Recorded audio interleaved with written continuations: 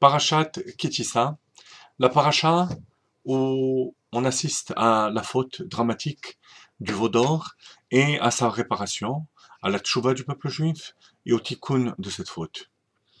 Et à travers cette histoire, on voit comment les idées qui paraissent être les plus d'avant-garde dans notre société se trouvent depuis bien bien longtemps dans la Torah. Le rôle de la femme, mais le rôle fondamental de la femme.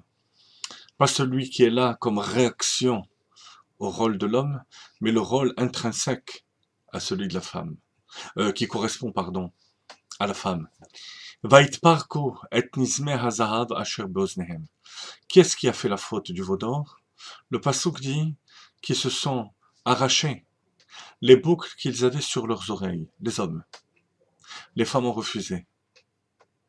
Les femmes ont refusé d'utiliser les biens qu'Akadosh Baruch Hu leur avait donnés pour se révolter contre lui. Nos maîtres disent, le Harizal dans Shara Gilgulim, que ces femmes-là, que les âmes de la première génération qui est sortie d'Égypte, vont être mitgalgel, vont venir en réincarnation dans les corps de Ikveda Demshicha, dans nos corps à nous qui sommes les talons de Mashiach.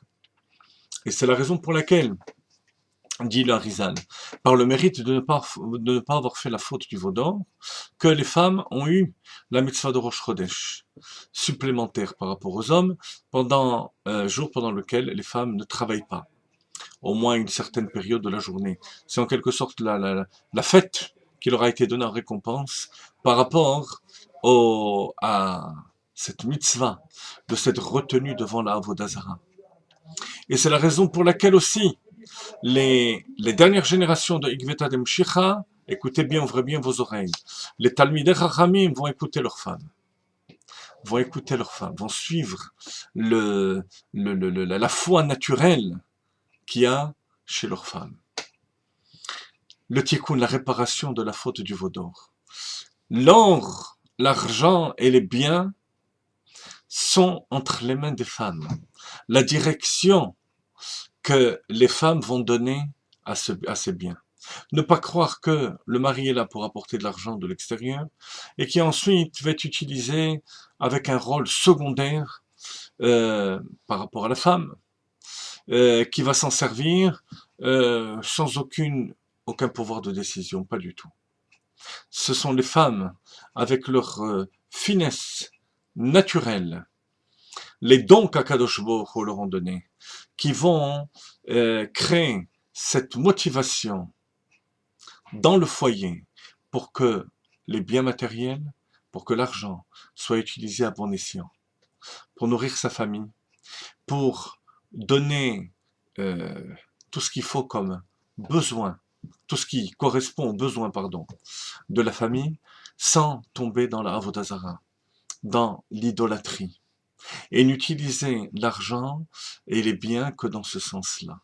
À quoi sert de gagner plus et de gagner plus et de gagner plus si c'est pour utiliser ces biens à des fins négatives, à payer des médecins, Dieu en préserve, ou à payer plus d'impôts? Il vaut mieux ne pas avoir d'argent dès le début, ou avoir moins de cet argent et l'utiliser là où il le faut. Et ça, c'est le rôle de la femme, de canaliser les besoins du foyer de manière à ce que tout aille à l'essentiel, pour la Torah, pour les mitzvot, pour éduquer sa famille, de manière saine et dans la simcha. Voilà l'enseignement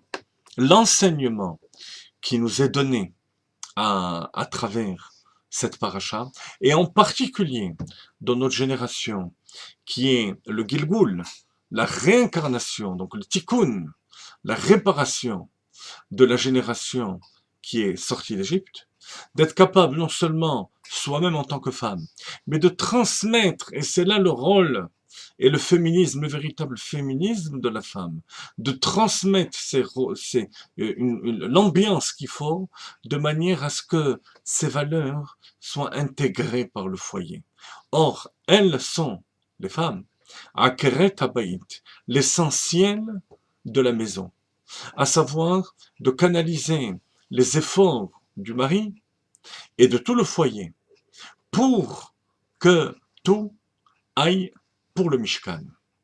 D'ailleurs, pour le Mishkan, rappelez-vous, Vayavo'u ha'anashim al-hanashim, c'est les femmes qui étaient les premières, pour donner de leurs biens, pour construire le sanctuaire.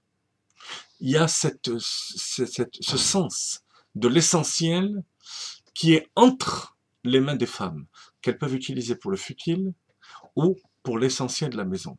Rappelez-vous que du veau d'or, il ne reste rien, puisqu'on l'a fait fondre, on l'a brûlé, et du reste, tout le veau d'or est devenu poussière.